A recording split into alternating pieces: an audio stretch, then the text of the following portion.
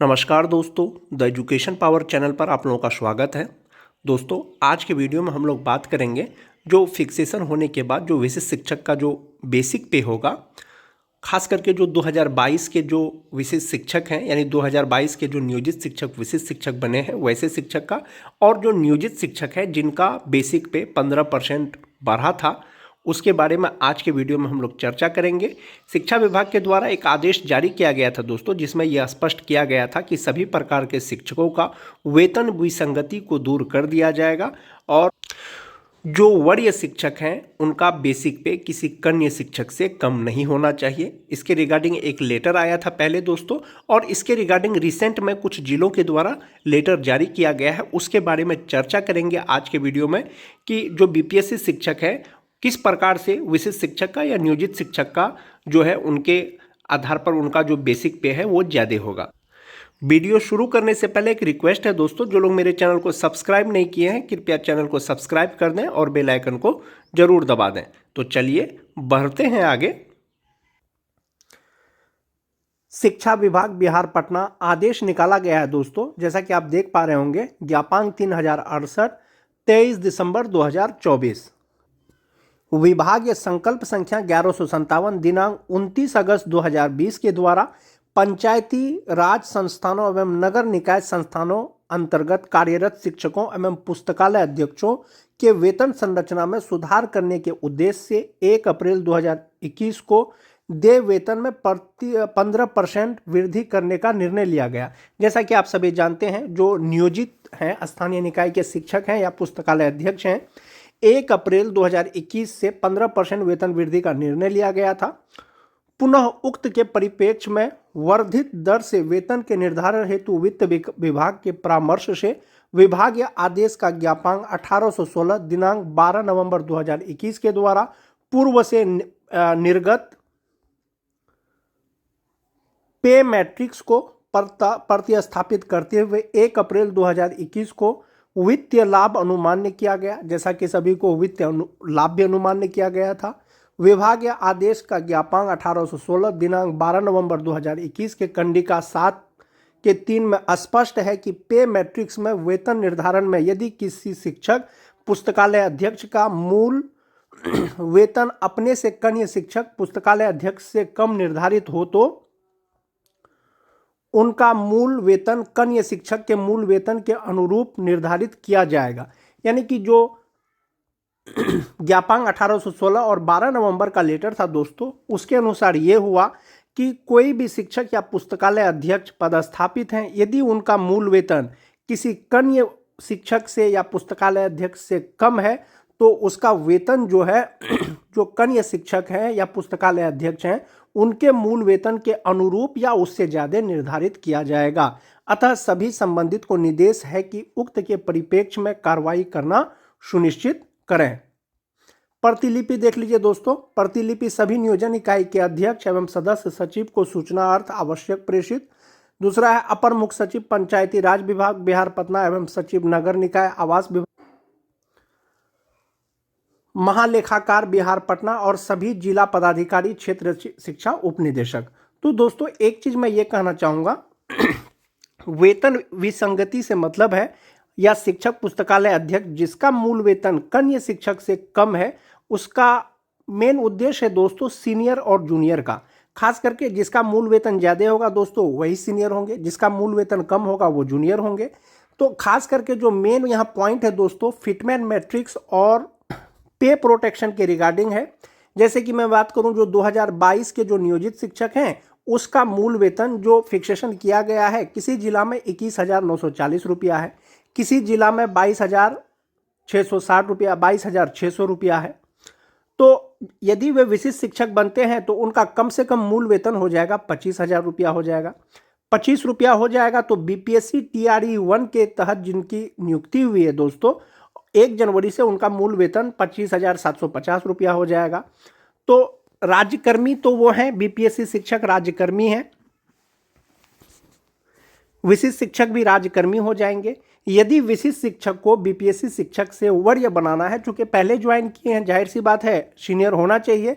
यदि ये सीनियर होंगे तो दोस्तों इसके लिए जो बिहार सरकार है, जो 2022 के जो नियोजित शिक्षक हैं, उनका मूल वेतन कहीं ना कहीं 25,750 से ज़्यादा होना चाहिए, तभी जो है वो बीपीएससी शिक्षक से वो सीनियर होंगे, अन्यथा मूल वेतन की दृष्टि से वो हमेशा कन्या होंगे।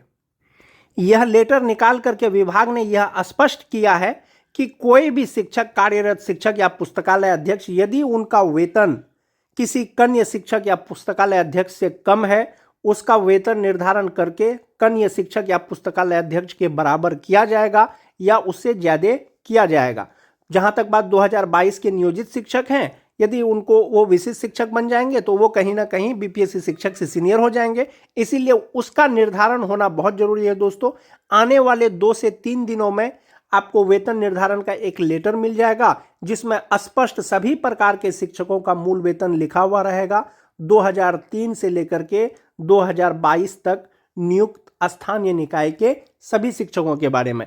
जहां तक बात सीनियर और जूनियर का है दोस्तों, जो नियोजित शिक्षक हैं उनका नियोजन इकाई या तो पंचायत है, या तो प्रखंड है, या जिला परिषद है। लेकिन जो बीपीएससी द्वारा बहाल जो विद्यालय अध्यापक हैं दोस्तों उनका कैडर जिला है और वो नियमित शिक्षक हैं। तो कहीं ना कहीं जो है बीपीएससी शिक्षक विद्यालय अध्यापक जो है वो नियोजित शिक्षक से सीनियर है, ऐसा अभी तक मान करके चला जा रहा है।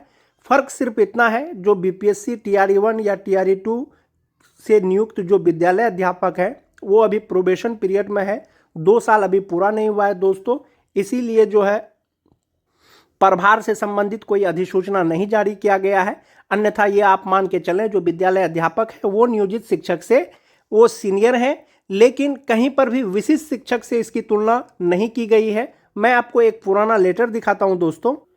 माननीय शिक्षा मंत्री सुनील कुमार से जो है माननीय नवल किशोर यादव जो है एक प्रश्न पूछे थे। जैसा कि आप देख पा रहे होंगे, प्रश्न उनको पूछा गया था, क्या यह सही है कि राज्य के प्राथमिक से लेकर उच्च माध्यमिक तक विद्यालय में कार्यरत नियोजित शिक्षक एवं बीपीएससी के द्वारा नियुक्त टीआरई शिक्षकों का सरकार के बीपीएससी के द्वारा नियुक्त टीआरई शिक्षकों को वरीयता का निर्धारण किया गया है। एक सवाल और पूछा उन्होंने ख में, क्या यह सही है कि सक्षमता उत्तीर्ण विशिष्ट शिक्षक बनने पर भी बीपीएससी नियुक्त टीआरई 1 शिक्षक ही वरीय रहेंगे? क्या यह सही है कि नियोजित शिक्षकों का पूर्व के अवधि में कार्य का वरीयता में लाभ नहीं दिया जा रहा है? यदि उपरोक्त खंडों के उत्तर स्वीकारात्मक है तो क्या सरकार नियोजित शिक्षकों के अवधि कार्य को देखते हुए बीपीएससी के द्वारा नियुक्त टीआरई शिक्षकों से वरीय बनाने हेतु नियम में परिवर्तन करने का विचार रखती है? यदि हाँ तो कब तक?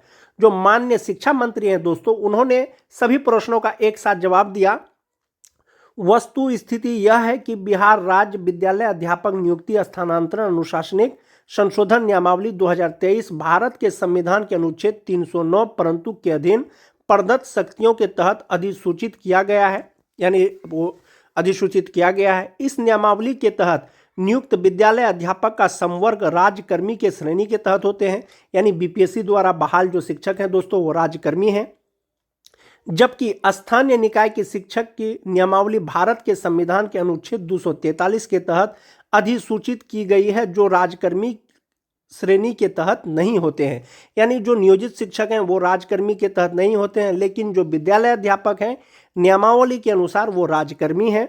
सरकार के समक्ष स्थानीय निकाय शिक्षक को अनुभव के आधार पर विद्यालय अध्यापक जो बिहार लोक सेवा आयोग द्वारा नियुक्त हैं से वरीय बनाने हेतु कोई भी प्रस्ताव विचाराधीन नहीं है। सरकार ने स्पष्ट कर दिया था इस जवाब में, ये सवाल सबका जवाब में, कि बीपीएससी जो विद्यालय अध्यापक हैं वो वरीय होंगे स्थानीय निकाय के नियोजित शिक्षकों से, लेकिन यहाँ पर कहीं पर भी आपको विशिष्ट शिक्षक से वरीय होंगे ये चीज़ लिखा हुआ नहीं है दोस्तों। जहाँ तक बात फिटमेंट मैट्रिक्स का है, पेमेंट का है, तो मूल वेतन बहुत बड़ा फैक्टर होने वाला है दोस्तों सीनियर और जूनियर के कैटेगरी में, चाहे वो विद्यालय अध्यापक हो चाहे वो विशिष्ट शिक्षक हो, जो नियोजित शिक्षक सक्षमता पास करके जो राज्यकर्मी बनेंगे।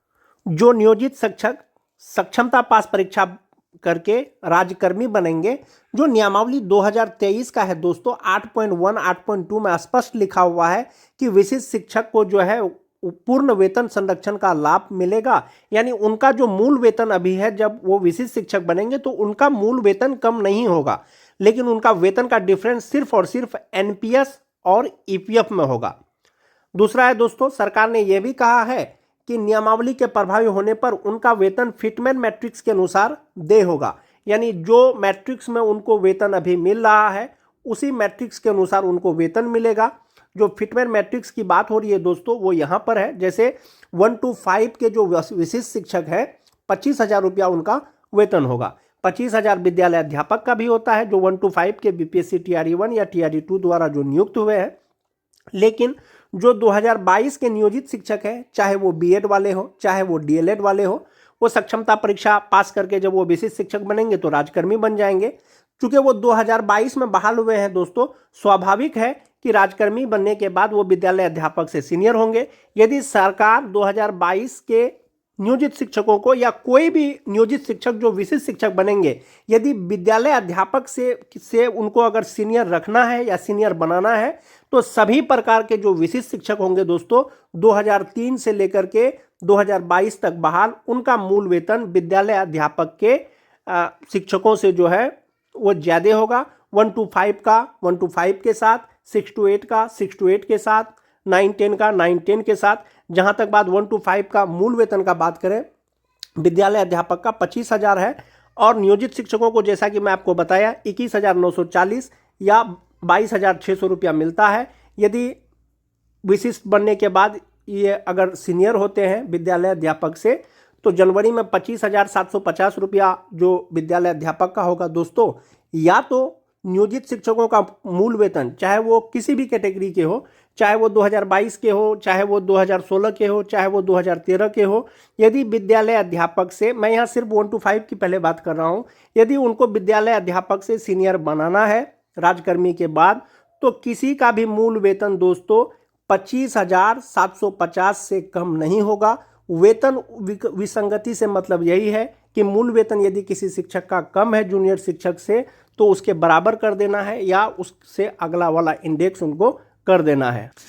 तो यही उसी लेटर के रिगार्डिंग दोस्तों कार्यालय जिला शिक्षा पदाधिकारी पूर्णिया के द्वारा एक लेटर निकाला गया था। वो 26 मार्च 2025 को निकाला गया था और प्रेषक थे कार्यक्रम पदाधिकारी, सेवा में सभी प्रखंड शिक्षा पदाधिकारी। विषय स्थानीय निकाय अंतर्गत नियुक्त शिक्षकों के वेतन विसंगति की समीक्षा करने के संबंध में। जो नियोजित शिक्षक हैं उनका जो वेतन विसंगति है उसका समीक्षा करने के संबंध में एक लेटर जारी किया गया था दोस्तों, जिसमें कहा गया था कि उपर्युक्त विषयक विभागीय आदेश के ज्ञापांक 1816 दिनांक 12 नवंबर 2021 के लेटर के रिगार्डिंग जो 15% के वेतन की जो वृद्धि हुई थी उसका जिक्र किया गया है और इसमें अनुलग्न किया गया है दोस्तों ये 23 दिसंबर का लेटर, जिसके बारे में मैं आपको पहले बताया कि वेतन विसंगति दूर करने का जो आदेश दिया गया था, इसमें ये लेटर संलग्न किया गया है दोस्तों। और इसके अतिरिक्त जो 21 नवंबर का लेटर है उसको भी संलग्न किया गया है, जो नियोजित शिक्षकों का जो बेसिक पे है जिसके आधार पर जो है उनको जो वेतन का भुगतान किया जाता है उसका भी इसमें जिक्र किया गया है और 21 नवंबर का ये लेटर है दोस्तों। तो जो स्थानीय निकाय के शिक्षक हैं उनका वेतन विसंगति को दूर कर दिया जाएगा। ये रिसेंट का लेटर है। कोई भी वरीय शिक्षक का जो बेसिक पे है वो कनीय शिक्षक से कम नहीं होना चाहिए, इसी के रिगार्डिंग ये लेटर है दोस्तों। आज के वीडियो में दोस्तों बस इतना ही। वीडियो अच्छी लगे तो अपने दोस्तों में लाइक और शेयर जरूर कर दें। मिलते हैं एक नए वीडियो के साथ, तब तक के लिए धन्यवाद।